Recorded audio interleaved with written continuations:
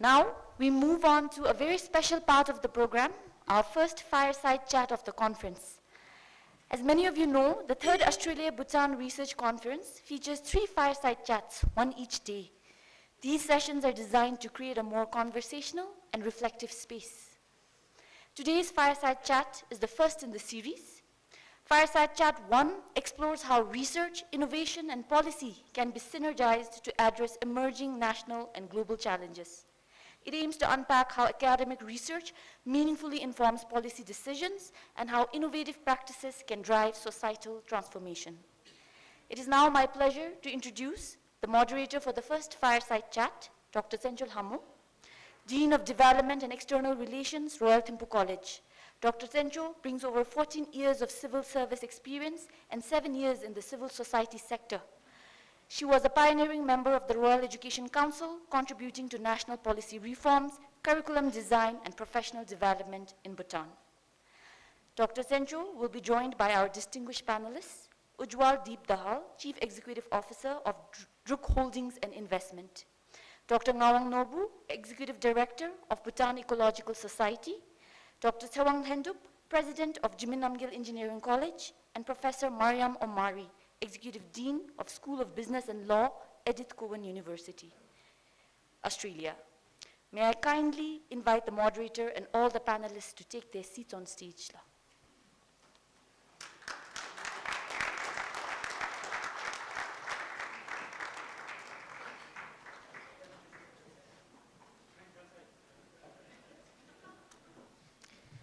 Audience, please note that as the session begins, you will see a QR code displayed on the screen. You may use it to submit your questions. This will help the moderator to review the questions as well as save time during the Q&A session. And now it's my pleasure to hand over the floor to Dr. Senchol.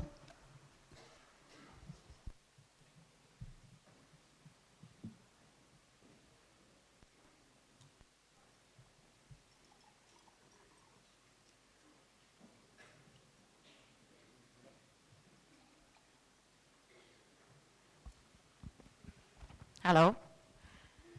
Good afternoon, everyone. How are you doing? May I invite everybody to stand up? And perhaps raise your arms and take a deep forward bend. Back up and back to your seats. Thank you. By the way, I'm not a yoga instructor. All right, so I was so engrossed with the last session, and my congratulations to the speaker. Your Excellencies, distinguished guests, ladies and gentlemen, and young adults sitting at the back, welcome to the inaugural Fireside Chat on Bridging Research, Innovation, and Policy. And I'm really happy to be moderating this session because currently, thanks to RUB Research Grant, I'm doing a research with my colleagues from Royal Thimphu College on the engagement between policymakers and researchers in Bhutan in informing evidence-based policy and inclusive development.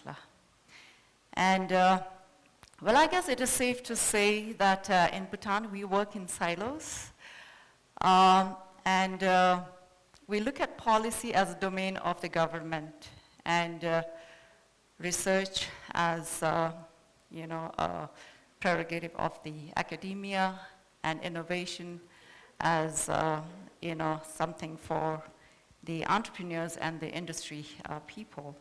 And this is quite a stark contrast to our Buddhist dominant worldview, which is interdependent.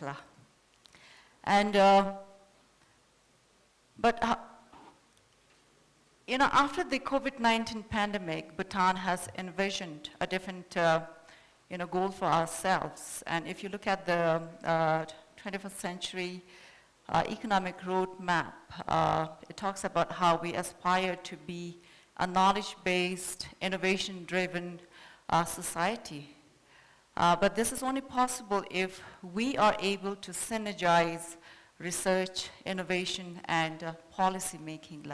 And in today's session, this is exactly what we are going to delve into. We are going to explore the challenges and opportunities around synergizing the three pillars, and also to seek some actionable ideas from the esteemed panelists here. So I need to be very careful of the time because this is end of the day, and to respect time is in a way respecting people. So that's my belief. So without much ado, since the panelists has already been introduced by the MC, I would like to first introduce Mr. Ujwal. If you could share some of the key innovative opportunities emerging out of DHI and the potential for cross-sector collaboration. Thank you, and good afternoon. And sorry, may I remind that for your opening remarks, if you could stick to maximum 2.5 minutes, and if I remind you, please pardon me. 2.5 minutes? 2.5 minutes, yes. Sure. So, good evening. I think we look at economy from 4 sectors: Vision of His Majesty, GMC, Government's 21st Century Economic Roadmap, and we put in DHI's 10X journey. I would encourage everyone to download the document and see, including the 21st Century Economic Roadmap, and the entrepreneurial private sector. So against these 4 verticals, I think we really need to bring research, innovation, and an economy together. Research, we create new knowledge. And it's important to do that, and important to innovate on that knowledge to create products and services. So again, as the moderator mentioned, doctor mentioned, I think we work in silos, which is true. And we need to break those silos. So create new knowledge, it's academia, largely. But then there has to be a partner with the academia to work together with, to create innovation on that knowledge. That could be DHI, that could be the private sector, that could be every young entrepreneur that we want to cultivate as we move. And I think, and then we create products and services, and then there is the government which provides policies and regulations. But all of these have to work together. And not to be, to mention the quadruple helix model where we bring society, industry, government, and academia together is important in this cycle of research, innovate for products and services. So I think it's an important aspect for us to remember as we move. I want to quote, not to be too academic, but here I can take the risk of being a little bit more academic, but I do want to quote Robert Solow's economic model and Clayton Christensen's model. And if you look at Robert Solow's model of economic growth, is not just labor and capital, it is sustained technological innovation. And I think as a policymaker to the government, our request from DHI, as an individual through this forum, I would want to ensure that we invest in R&D, because technological progress is an important variable in Robert Solow's model of economic growth. And Clayton Christensen's model, which we follow, and you realize some of these reflect in the 10X journey of DHI, where we look at disruptive innovation as a way to enter market in Bhutan and regionally and to the world. And I think we have a potential to do that as a country. We may have missed the Industrial Revolution, of course, that was 200 years ago. And countries which missed the Industrial Revolution never caught up. We may have missed in the 90s, the IT boom and the telecom revolution. But in the AI infrastructure and blockchain infrastructure world, I think it's important for us to ensure that we make a important positioning for research, innovation, and developing products and services. 3 minutes. Thank you. All right. Thank you. All right. Let's move on. Thank you so much. I'm sure you have a lot to say, but we can come back to that later.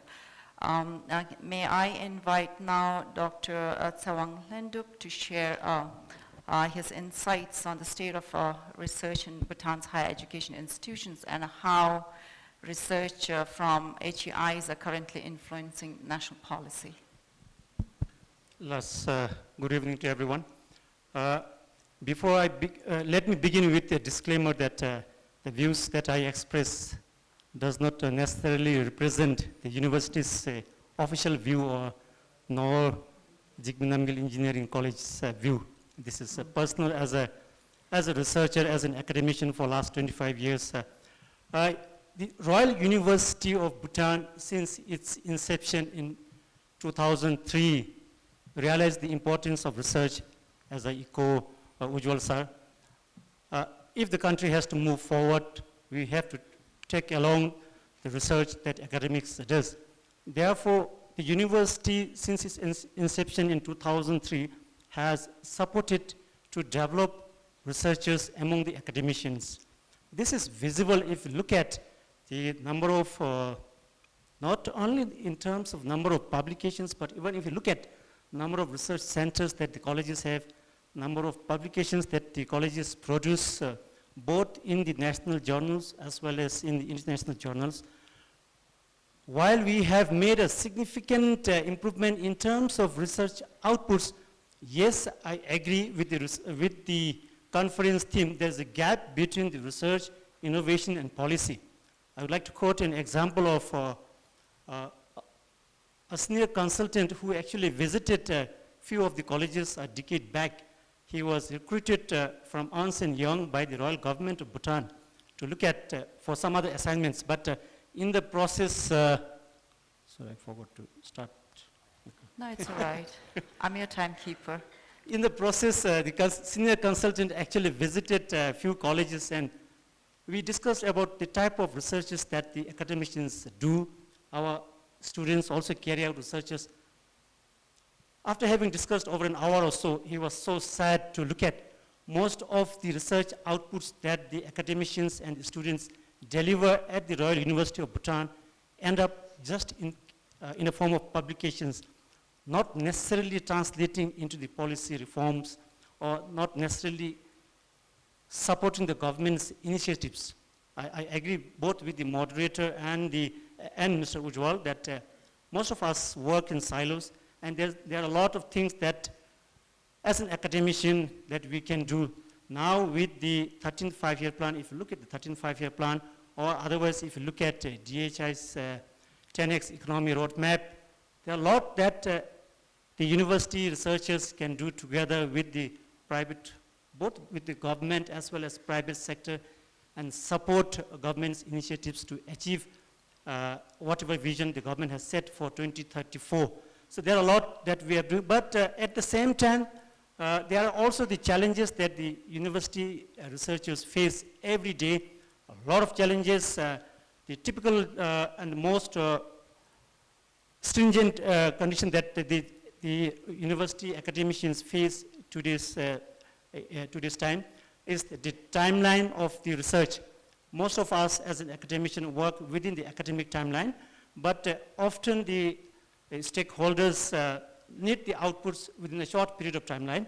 So that way the academicians are not able to deliver. Your time's up.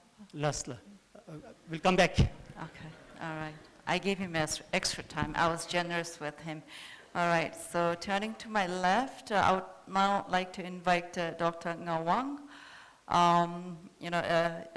We were together. I come from the nonprofit sector. I spent 7 years of my time working in the nonprofit sector, and very rewarding, I must say. I would like to invite Dr. Ngawang to share his perspective on the current research innovation policy interface in Bhutan and how we can leverage the its potential for transformation. Lasla, thank you. I do have a little bit of notes, but I just want to reflect on, from our own experience, when I was in the government, the Royal University was just beginning to get conceived, I think. So in the last 20 years or so, the trajectory which the university has taken has, to me, sounds amazing. So today we have an international conference. There are many, many people coming up. Our faculty are getting invited to the GMC, whereas other universities have 100-year, 200-year history. So I think while we talk about, we are not making enough policy interconnections, I think we also have to be a little bit forgiving, because we are just starting, I think. So if you look at also the university's history, it was mostly based on snatching off the technical training institutes those days. So you have the TTC under the Ministry of Education, you have the NRTI under the Ministry of Agriculture, that's how we are quite close. We have the Dewathang Polytechnic under some ministry. All of them are sort of amalgamated within the university sort of system which we have. And if you look at our history again, most of these were designed to produce the workforce for the government. But now I think we are finding ourselves at a time when situation is dramatically improved, and I think the university is now really, really pleased to make a real contribution in terms of being Bhutan's, I think, brain, so to say. But for that to happen, I think a couple of things need to happen. People need to be provided the freedom to think, first of all. So if you look at Ishak Handru's amazing presentation, we used to be classmates. I think those kind of scholars need to be given the freedom, they need to be given the funding, and the shackles of bureaucracy, I think, needs to be opened up a little bit so that the researchers can truly think. Just before I close, I had to put this because I really wanted to say this. The great J. Oppenheimer, of course he was the father of the atomic bomb, he said one thing in the early 90s, I don't know, that no person should escape the American university system without knowing how little they know. Mm-hmm. And I think that's something which we should aspire to as Bhutan's university. Yeah, thank you. All right, thank you. Okay, now we have Dr. Mariam Omari, and I would like to invite her to share some global good practices in university and industry engagement and what Bhutan can learn from there. Thank you. First of all, can I say thank you to the Ambassador and Vice Chancellor for this invitation. It's a great honor to be part of this wonderful event. I'm going to pose 3 questions and get all of you to do some work as well, to think about these questions, and then I'm going to provide my perspective, which may not necessarily be the only way to look at things. But the first thing I want to pose to you, and if you can think about it, is what is the role of universities? We're at the session talking about research, innovation, and policy, and I would add practice at the end of that too. So universities are not really only there to educate people. They're there to contribute to the body of knowledge. And my previous Vice Chancellor, who's now retired, I worked under him as an executive dean for 10 years, always said, we're here to transform lives and better the human condition. So it really is about innovation. It is about giving back to society and the wider community. So how should we do that? How should universities engage with industry? Now, I've got a very biased view of the world, and I'll tell you why. My discipline is human resource management. These days it's called people and culture or human capital development.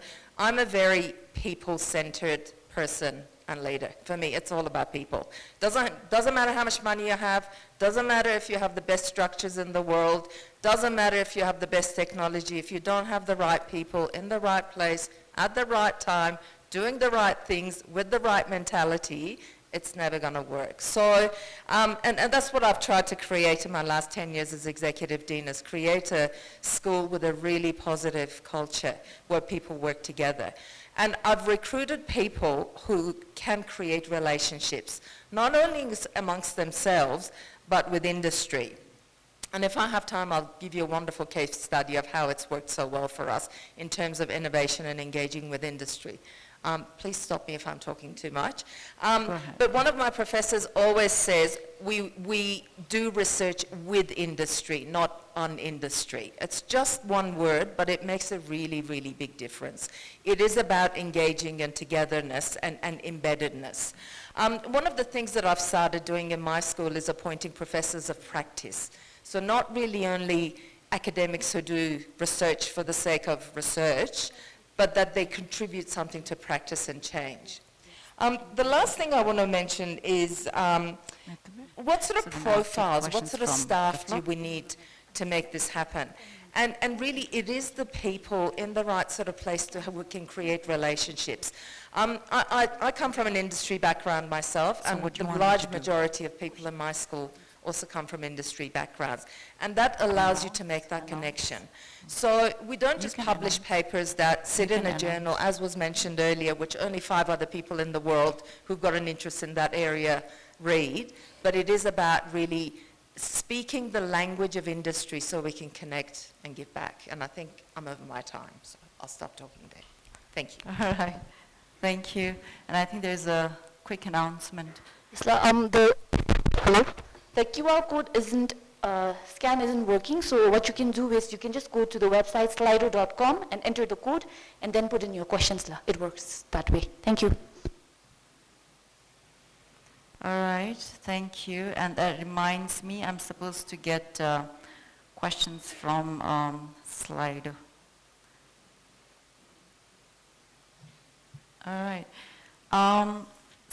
Thank you, everyone, for your opening remarks. And I would like to turn this side. Dr. Sewang, you mentioned that with the establishment of the university, there is greater emphasis on research. And if you look at the number of publications, and given our short history, it's quite impressive. But the challenge is that our research is not finding a place in policy. And I would like to throw this question to all the panel members, and you can speak from your perspective, from academics perspective, from industry perspective, from nonprofit perspective. So what are the 3 most critical bottlenecks that keep research and innovation in the sideline of policy discourse? And how can we collectively ensure that these become central to policy discussion? Whoever is ready.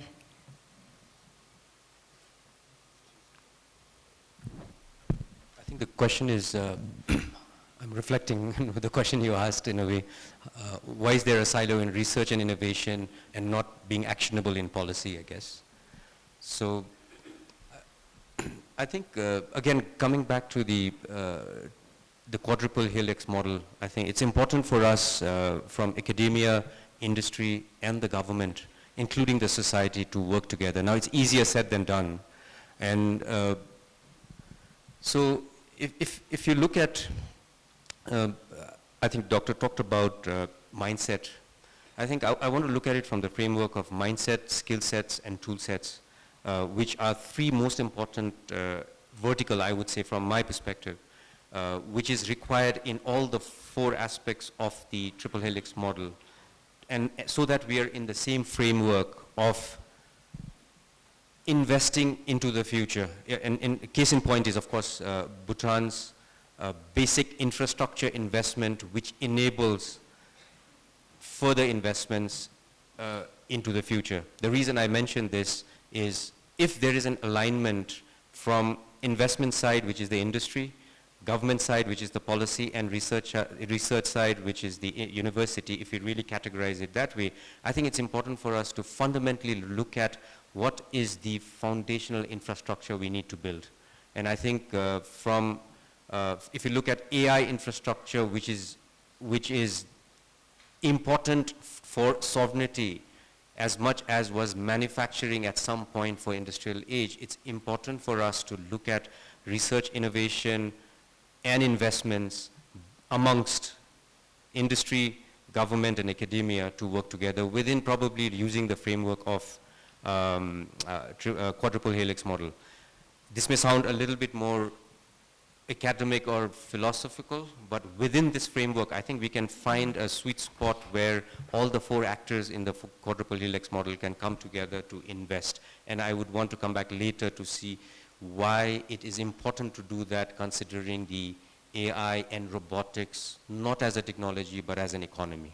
Can I ask a follow-up question? So as the CEO of DHI, where a lot of innovation is happening, right? What have you done to collaborate with the higher education institutions and to bring in other industry players in that space of innovation? What are the challenges for you? So very quickly, if you look at 10X strategy of DHI, there are 3 basic strategies, main pillars of 10X. Means it's a $1 billion revenue company today. We want to make it $10 billion revenue. by 10 years. That's 26% CAGR every year, sorry. So it can be shrugged, oh, this is not possible. But if you look at one of the strategies, which is innovation strategy, there are 7 actors, which includes global and local academicians, global and local startup founders, and global and local innovators. And then you have the drivers, facilitators, and enablers, which is the government, academia in Bhutan, and the research institutes. So if you look at that framework, we are trying to create from the center of this triangle innovation, a startup economy. And if you have a billion-dollar industry in the 9th year of a 10-year plan, the 10x is there. So that's the aspiration, and we are trying to build all of these 7 actors together. Not an easy task, but of course there has been a lot of support from the government with the creation of GovTech, with the creation of, in the Ministry of Foreign Affairs, we have a Technology and Economic Diplomacy Department or a division, which is a very progressive steps from MOFAT. Yeah, right? I'll come back to you Sure, later. Yes, Dr. Sawang? Plus, more pragmatic approach. Two critical reasons why there is a gap between research and the industry. Number one, it's not because the research outputs that delivered by the university academicians lack quality or otherwise relevance, but it's just because, as we have reflected in the morning session, there's a disconnect between the industry and the academicians. That's one critical area that the university would have to look at if you want to take forward and support the government's initiative of 2034 vision and DHI's initiative of 10x economy roadmap. That's one. There's a disconnect between the researchers and the industry. The other. Can I ask, yes, why does that disconnect exist? The disconnect, from a personal view, I see there doesn't exist a platform whereby the researchers and the government agencies can come together. Unlike such gatherings, which happens once in a while, otherwise there are no platforms there whereby the researchers and the government officials can come together. Although the respective colleges at their own level try their best to initiate dialogue with the relevant agencies, there's a lack of such agencies from the at the central level, central university office. So that could be one reason. The other reason that we see is part of this is, although the university has started with a technology, innovation and support center through the Department of Intellectual Property a few years back, we still do not have, the university still do not have RUB IP policy that we still have to work on it. There's also need for, if you want to support DHI's 10x economy roadmap and the Royal Government's 2034 economy vision, then we also need to have technology transfer office which can look after the link between the industry and the academic researchers. Right, these are the two critical issues that I foresee. Thank you. Dr. Nawal?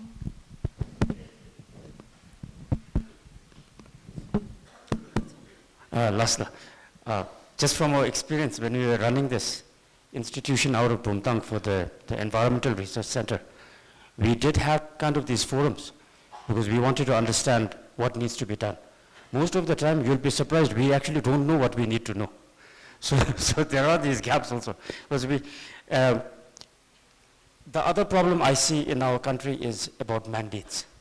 Oh, ani bemicholo, the land ro ani DHI line lo, this is so a lot of. But I think for the university, one way, that's where we can never demand attention. My proposition is simple: you have to create value. And how can we create value? I think the university now has so many centers across the. So just 2 examples though. When the COVID outbreak was fully on in the US, they didn't go to the government agencies. Johns Hopkins University was providing all the information in terms of mortality rate, in terms of infection rate. So they went to a university. But we need to start that now. So for instance, CST in a disaster center. So maybe the disaster center could, now we don't need to seek. Now the problem is right now the university feels that, oh, we need to seek the approval of the home ministry. Not necessarily, we just start The center can compile an annual list of all the disasters, do a cost, estimate of how much these disasters cost, and take it out as an annual bulletin. After 10 years, I will guarantee you the government will come to the university and say, can we have that data, please? So you have to create that value. You have to create your own space. You cannot wait for those kind of things. So the other thing is, there are so many examples like this. Now, today, in today's world, where do people go for data? To track global status of things. It's at the Oxford University. It's called Our World in Data. You can see everything from poverty rates to how GDP is increasing. Everything is there. Also hosted at a university, not by a government. So I think my message is clear. We need to create the value. All right, thank you. Thank you so much. Thank you. I think we're dealing with a fundamental tension here in that we're talking about different key performance indicators. Universities are now competing in a global environment, and the way success is measured is by their ranking and by their global ranking. And when you look at the ranking bodies, they're fundamentally are ranking based on the research output and citations, which are quite immediate. Whereas collaboration and more engagement with industry really focuses on impact. Impact is far harder to measure than citations. So universities chase those rankings. Their requirements are far more immediate, and I think we talked about time frames. Industry's got a need now. They've got a problem that needs to be solved now. In academia, inherently, our work requires rigor. Rigor takes time. So our timelines may also not be aligned. All right, thank you. I think the panel members, instead of answering, raised many issues that requires further deliberation. But I'm mindful of the time, and I would like to now go to questions from the audience, and hopefully I have some.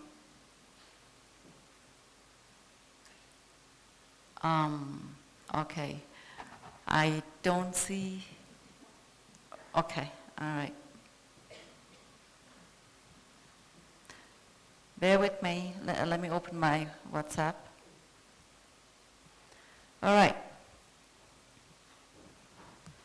So, I have this question from the audience, and the question is, what's the best way to begin a research that connects with its stakeholder or policymakers?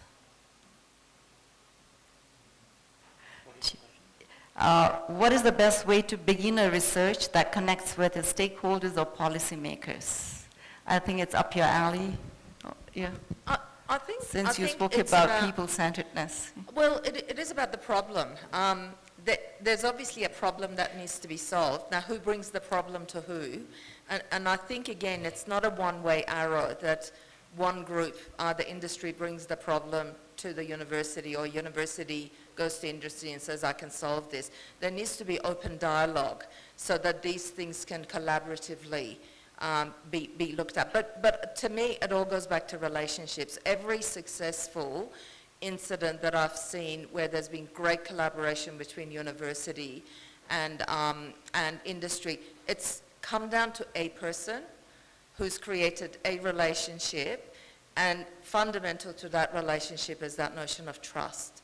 And it is quite dangerous for universities, because quite often when that individual leaves, that relationship goes with them wherever they go. So I think it's about open dialogue, and it's about open channels of communication, but really comes down to the right people who've got the curiosity and the people skills and the care and interest to go out there to try to solve problems, or help solve problems. Thank you. Quick comment on Yes, the same. sure. I think it's very interesting. Open dialogue, I think that's important. How do we create that open dialogue? One of the experiences we are having as we create an innovation ecosystem is, if you look at any innovation ecosystem, whether it is in India or Israel or in Boston, you will always see in Kendall Square there's MIT and Harvard just next to it, right? So in Silicon Valley there's a university. So so when we are trying to design the triangle I mentioned, which is a framework of innovation strategy, how do you ensure that you build academia and in innovation, you see almost every company outside MIT. Why are they there? Is it because of the university, or is it the other way around? I think we can easily find you can easily find a pattern there. And then you see that pattern everywhere. So it's important for us, if we are trying to make Thimphu an innovation hub, or a Gelefu GMC an innovation hub, which we are, it's important to build that academic institution which supplies and attracts. The last thing I want to also mention is as we are trying to do this, the impact versus effort is a very important matrix we need to look at, and that should be a component of open dialogue for where do you want to put an effort for what kind of impact. And that's where you bring all the 4 stakeholders in quadruple helix together to do an impact versus effort, impact in research, effort in research for an impact in industry. We better be aligned on that, otherwise we'll waste a lot of time doing effort in research doesn't translate into industry. Okay, thank you. I have another question, and it's on who invests on R&D. And I would like to rephrase this question a little bit, because the panelists can comment on whether there is sufficient funding for R&D in Bhutan or not. But also research and innovation takes time, and often innovation is experimental, and it may not work. You may need to go back and invest some more and build on it and learn from that failure. But policy cycle is short-lived, and often it is tied to government term. So there is this inherent tension which you mentioned between research innovation and policy. So how do we reconcile this tension, and whether R&D there's enough investment in terms of funding in Bhutan? Whoever is ready. I can start, and I can talk a long time on this one, and I'll ensure that I won't. But it's such an important question, and if you reflect in history, if you look at America's investment in R&D in the 60s, you will see that almost 90% of investment in R&D in US or any country, you will see that is done by the government. And if you see today, that can contribute to the Apollo mission, the Manhattan mission, and what Doctor was talking about. But if you see today the research budget of America's government, I'm just taking example as America as an example, and you see the private sector investing, whether it's the Google or the Microsoft or whatever else, it's completely flipped. Now, for us to reflect, where do we stand? Should government invest? Should DHI invest? Should private sector invest? Should there be a venture capital ecosystem that we need to create? But before venture capital, we have a lot of path to travel to be venture capital, commercial venture capital financing ready for our startup ecosystem. So I think it's important for foundational infrastructure for research and development to happen and an economy to grow. I think it's important for government to invest. But we need to act together. I'll just provide one more context to this conversation, sorry to take time.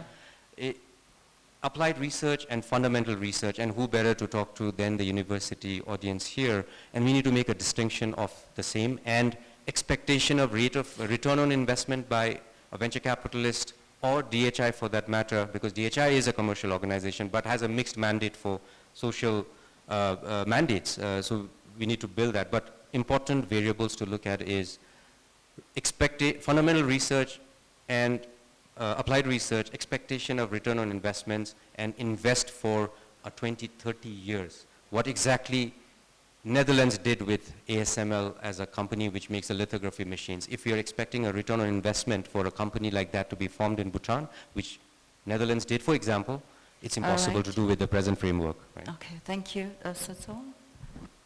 Plus, when it comes to the Royal University of Bhutan, R&D funding has been one of the challenges that the university is consistently facing. As of now, a university realizing the importance of research to support the government initiatives, we have 2 research funding schemes, the annual university research grant as well as annual endowment fund, but these are not very significant amount. I echo Ujjwal sir's view. The countries invest on the R&D both by the developing as well as developed countries. But if you look at Bhutanese context, we do not have data how much the Royal government is spending on R&D, but if you look at the number of research centers that the government has, it would be quite significant, although the data is not open to public. University itself has 17 research centers actually. We have 17 research centers. We have 12 academic peer-reviewed journals, including the Bhutan Journal of Research and Development. We are investing a lot. Apart from that, at least for now, the university, realizing the importance of R&D, we are investing 1 to 2% of our annual revenue. All the colleges are investing that much. But more than that, as Ujjwal sir mentioned, the private sectors, it also depends on the individual researchers' mindset. Just to give you an example, in the past we have approached to several companies with research proposals, with the understanding that if the private company is willing to invest 1 million for the same problem, then GenEC was ready to invest 1 million as well. So we did a deal. And then, of course, for the private sector, it's always ROI, which is more important than the socio-economic factors. So it's very difficult with the private sector. It's only through the government intervention that we can take this R&D forward for the, at least for now. Lasso. So there were two parts to my question. One was on, the timing. Research and innovation takes time, whereas policymakers need immediate data. And the other tension is the risk-averse culture within the bureaucracy, right, where accountability is, high. And R&D and innovation will not necessarily lead to, reaping benefits straight away. So if, Dr. Ngawang could answer to that. What was the question? The risk-averse culture vis-a-vis innovation, which takes time, and you may not reap the benefits of your investment. Yeah, I think the ball is really in the university's court. Like I said, I think it's all about creating value. Also, raising finance is always difficult, right? So when we were in the ministry, I don't know whether Chimi remembers, we had this potato problem. So who does potato research, right? So right now it's the Agriculture Ministry who does potato research. They could collaborate with the College of Natural Resources, but wouldn't it be in the interest of the potato farmers to put a slight amount of their revenue into potato research? How bring those things about? I think those are the things we need to increasingly talk about. Now Bhutan, we have some strategic crops now because we come from the agriculture, mandarin, asparagus, cardamom. We don't have any expert. Where do we incubate these experts? How do we finance them? So one of the suggestions we also made was, why can't government ministries end up chairs at the universities? And the government can fund, the ministries can fund that chair.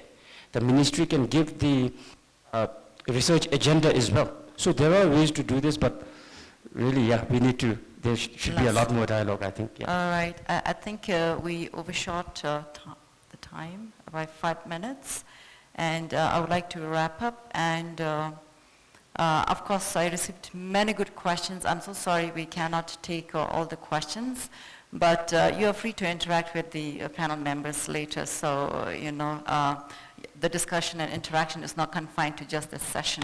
So feel free to, approach them later. I would like to invite the panelists now to wrap up with 1 or 2 key messages that you want the audience to take away, from this session, with the objective of synergizing research, innovation, and policy in Bhutan. 1 minute, yeah. I think we are in that critical juncture where the economy, there's a very interesting book called The Last Economy by Imad. I think, I forget his second name.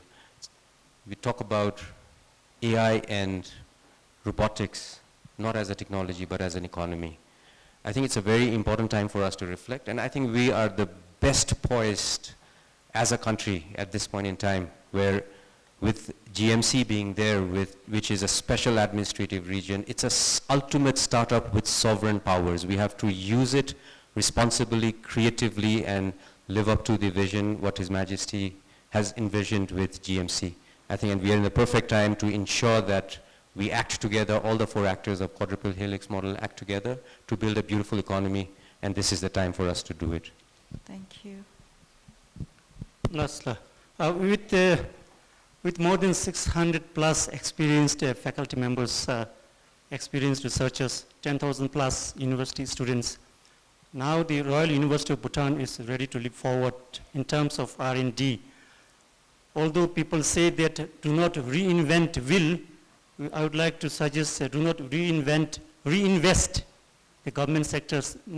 It is not necessary for the private sector and the DHI companies to reinvest into R&D.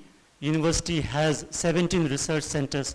As Dr. Ngawang reflected, we are ready to take forward, we are ready to work for the benefit of GMC and the government's 2034 economic vision as well. We are ready. It is not necessary to reinvest. Just give me 1 more minute, moderator. Let me quote you an example. GENIC was working on solar dryer. And when we went around the villages, we realized that there were different types, different agencies working on solar dryer, which we never knew. We tried to synergize all, as I said, very difficult. Every agency has their mandate. Private sector, they want to promote business. Minister of Agriculture, they have some other mandate. There are other NGOs who's working on solar dryers. Then we thought we should come up with something different, and we added hybrid solar dryer, and we applied for patent. Now we are waiting for the patent. If all these 6 or 7 agencies come together and work on solar dryer, ultimately it will be the farmers who will benefit, it will be the Minister of Agriculture and Livestock who will benefit, not necessarily the Royal University of Bhutan.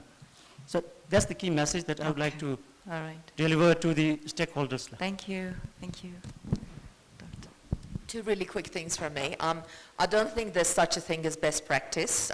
Doesn't exist.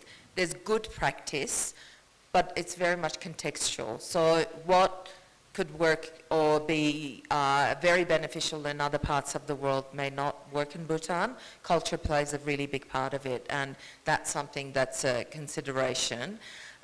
Second, the best model of basically research, innovation, policy and practice that I've seen is in Europe, to be honest.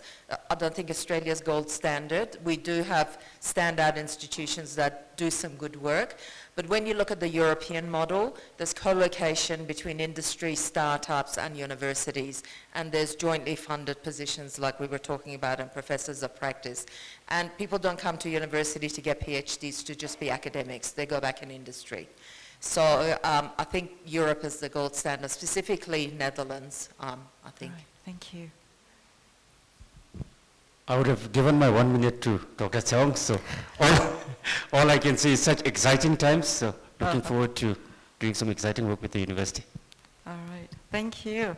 Thank you everyone for your patience, and I apologize, we overshot by a few minutes, and I will not even dare summarize whatever the panel members mentioned, but my own reflections, and partly based on my current research.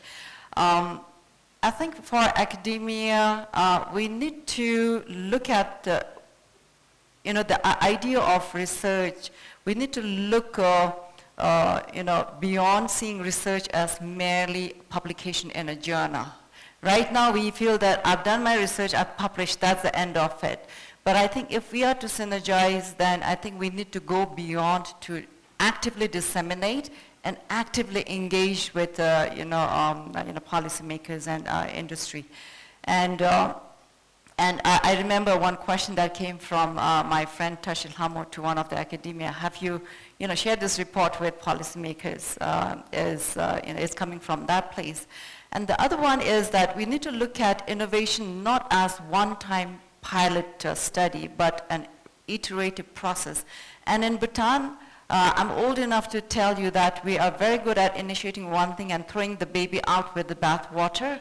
I think we need to stop this. We need to be okay and be comfortable to fail, but to take lessons from there. And third, I think we need to look at policy, and it's back to mindset. We need to look at policy not only as a prerogative of just the government, but for the whole nation. It has to be a living document, and it has to be open to criticism for all, for the benefit for everyone. So on that note, thank you everyone, and wish you a happy evening. Thank you.